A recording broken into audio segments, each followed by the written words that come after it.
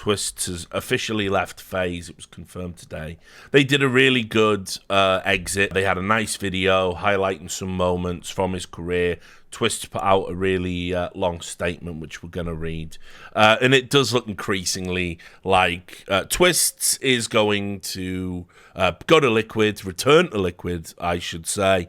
And obviously Frozen looks to be the likely replacement going to FaZe, although that one hasn't even been tweeted by any of the leakers. I think only Talking Counter, I think, has maybe mentioned that one. Maybe HLTV confirmed as well. So I figured, since we've been covering a lot of roster mania and stuff lately, it would be worth doing the Twistzz farewell. And I've got another little little question I want to put in sort of at the end, just so it's not just a standard video of us kind of reading the news and whatnot. So this was Twistz's statement. I thought it was a pretty good one, like well written. What an amazing 3 years it's been. Can you believe he's been at FaZe for 3 years? Isn't that crazy? From the moment I joined this organization, I felt welcomed by the FaZe fans and community. 2021 was not an easy year, but I believed in the plan that was in place. In 2022, we achieved excellence. And by the end of 2023, we finished what we started together, solidifying this roster in history with the all-time greats. Before IEM Sydney started, the team knew of my departure. I knew it was going to be a last dance, but I could have never anticipated the success that followed. The end became the beginning, winning 3 tournaments back to back, and in those wins, I felt the same dominating phase that was there before. We completed the game. I can't be more proud of what we accomplished. I have made lifelong friends in this team and organization, and if the opportunity ever happened again, I would be proud to wear a FaZe jersey once more. I know my decision might be shocking for some. I will be revealing more later on, but for now I can say that I am ready to move on to another challenge, and although it's sad to leave, I'm happy that it was a bittersweet ending. Thank you, Eddie, for all the fun times and memories. You always contributed to the environment with your contagious laugh, support and positivity. Thank you to Ivan for the fun times of being able to help manage the team when needed. I'll always remember your reaction to us winning the major. Thank you to Max, Sobin and the rest of the content and social media team. Thank you, Eric, for helping make this team possible, and the shared fun memories, of course. For the rest of the team, you helped me grow into a better person, never judged me once, and I always felt comfortable every step of the way. You all contributed to who I am today. We helped each other achieve all of our goals, helped cement each other's legacies. So many memories that are forever shared, and the brotherhood will always remain outside of the game on my side. Thank you, FaZe, and the fans for everything. Until next time, Russ. So, hell of a send-off and a very well-written statement. And as I said, you know, this guy knows how to exit teams. Like, his exit from Team Liquid was similarly bittersweet. And, you know, he was like, look, obviously, I don't want to do it, you know, but it isn't working, and I've got to make changes, and I love the fans, and he's going to be welcomed with open arms when he returns. And I think it's also kind of important to acknowledge, you know, these things that never really get talked about, which is like what happens when people play in teams for long periods of time. Obviously, there are certain people that do contribute to your life outside of the game. You know, a lot of people think players are just punching a clock. Well, esports doesn't really work like that, and sports doesn't really work like that, you know. The best teams always do have a sense of camaraderie and brotherhood that goes outside, you know, of the game itself, outside of what you do on the server. Doesn't mean you can't be successful with acrimony in a roster, but I think generally it's better to have that sense of camaraderie than to not, even though you can be successful without it.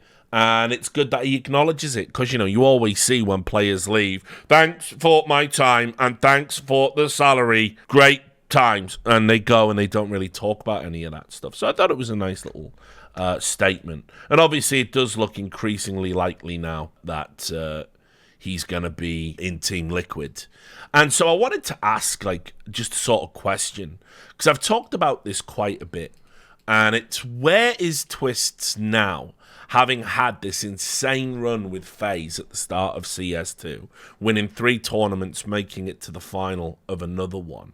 Where does that place Twistzz in sort of CS go? Because ultimately, I know it's a different game, but what people aren't doing is no one's really separating CS2 from CSGO, because there isn't enough CS2 to have any sensible debates. It's like I saw that, like thread on Reddit. Elise is the best player in CS2. And it's like, he's certainly one of them. My personal pick might be in terms of like impact. It's ROPS, but then again, we haven't seen a lot of G2 at the tournaments we've had in CS2. And so it's too early to sort of make any bold proclamations about who's good. But what I will say is, if we consider the start of CS2 a continuance of CSGO, where does Twistzz rank overall in North American players? And I think most people generally believe that the best NA player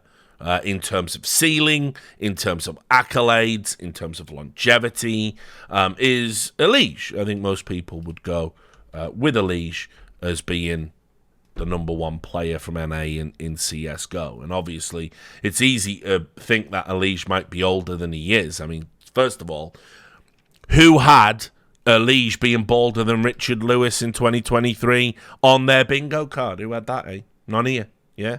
I won that one. Right?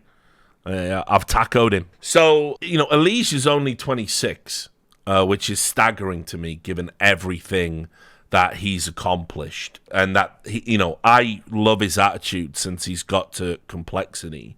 I think it's probably been humbling for him to, have to not be in Liquid anymore. But when I watch him play in Complexity and Complexity's rise in CS2, where they're inarguably one of the best teams in the world at that game, I think it's been large.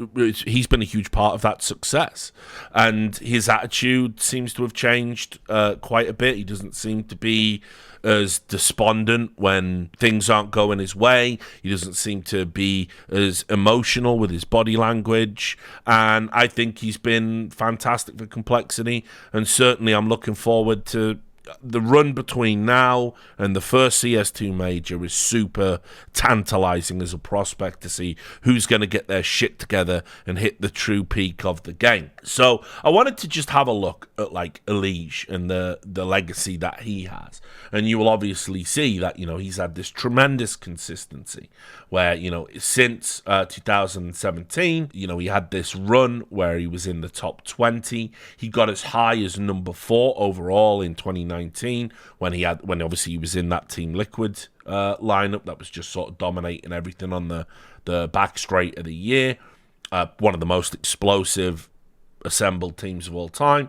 Number 8 in 2020, and he still snuck in 2021, despite obviously Liquid not having a great time and NA kind of not having a great time, and us coming out of the pandemic and everything else. If you look at his overall awards, it's kind of like, he's won a bunch of trophies, mostly from his run with that Team Liquid super team, where you can see here he got all this. He's got 4 ESL MVPs, I believe all of which are from that time.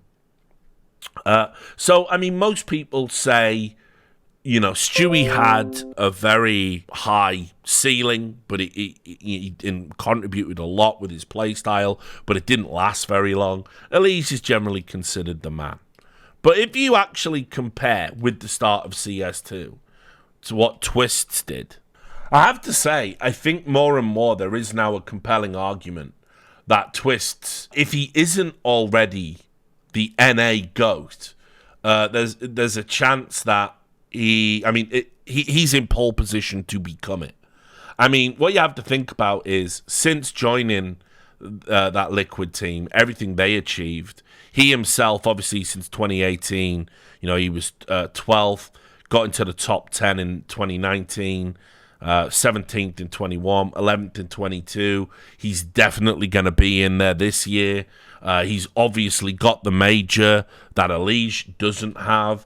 And, of course, he's been winning these trophies right at the start of CS2, including IEM Sydney. You might not rate the Thunderpick World Championship. I'm actually inclined to say, if you look at the Thunderpick World Championship and the level of competition, that's a legit trophy to win, actually. And the CS Asia Championships, don't really care about that. But these 2 tournaments were fucking legit.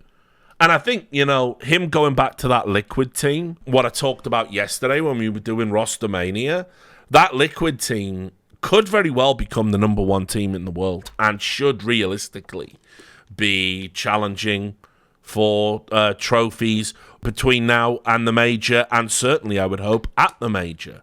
Now, the question is, at what stage does Twistzz, when do we recognise him as the NA GOAT? Does he need another major? Does he need some more tournaments? I don't know. But I'm personally inclined to think if we were to just take CS2 and do this, he's the man. Like, he's got 2 years on a leash. So, and he's in a team that I think will be stronger than Complexity moving forward. Now, I've already showed you the reports, but we'll put it in. He did make it sound in his statement that there was something else. I think personally it can't be financially motivated because he turned down Falcons. I think he will be getting a significant improvement in his contract, I would imagine, because of the ongoing issues with FaZe and their ownership and just the general uncertainty. I would imagine that's all played a huge part in his decision. But ultimately as well, I have to say, I think in terms of where, like, I know that FaZe team is very good right now, but where's it going to be halfway through the year with, you know, Carrigan's getting older, Reigns getting older, and I kind of feel that, like, this is a good time to go, you know. It's a shame that FaZe team's breaking up, but on an individual basis, it is a great time to sort of leave, and you can see the team he's joining.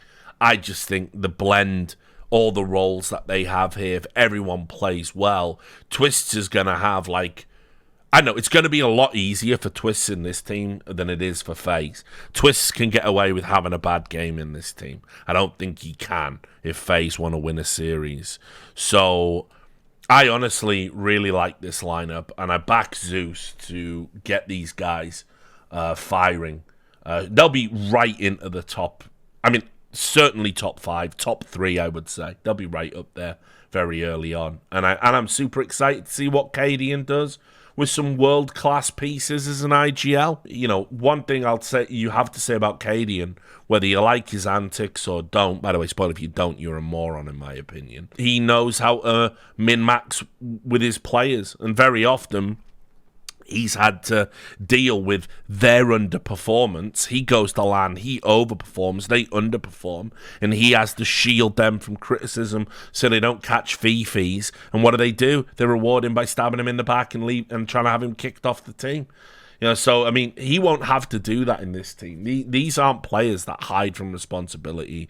Like, Naf is a guy that fucking, you know, when he's on, he's literally unplayable. Yakindar, like the entry master, if he can get that form back, particularly in CS2, where I gotta say, compared to CSGO, I do feel like I said, the two things I think are going to have value in CS2 is going to be entry fragging and AWPing. AWPing's had a huge nerf, so anyone that can make it work in this game is a premium. That's why I think Munacy's going to be like one of the players of the year, if not the player of the year, once we get a full year of CS2 under our belts. But also entry fraggers, because the headshots are just so crisp in CS2 compared to CSGO. They just feel so accurate and so crunchy. You can get away with, like, flick headshots, the types of which you just couldn't do pre-subtick. And so somebody like Yakindar, who was getting accused, people forget this, before he went to Liquid, you know, when he started his career, everyone was accusing Yakindar of cheating, like, because he burst out in the online era, and everyone was saying there's no way, he's bullshit. His pre-fires are too fucking lethal. So if Yakindar gets back to that entry fragging form, I think, like, that's what I mean. I just think this team's, like, I actually think it's going to be insane. So I definitely am excited for Twistzz, and I think this team are going to win trophies in 2024. And I think once that happens, you've won trophies in 3 teams, technically. I know it's Liquid again, but it's a different roster. You've been part of the best team in the world on 2 occasions. You've got a major under your belt. You know, you've got more trophies than the guy who many people consider the GOAT in your region. I think Twistzz is on course to cement his legacy, and when we look back at his career, we're going to have nothing but good things to say. Yeah, not only that, 2 Grand Slams. In many ways, Twistzz is the Richard Lewis of NA Counter-Strike, isn't he? He's nearly as good looking too.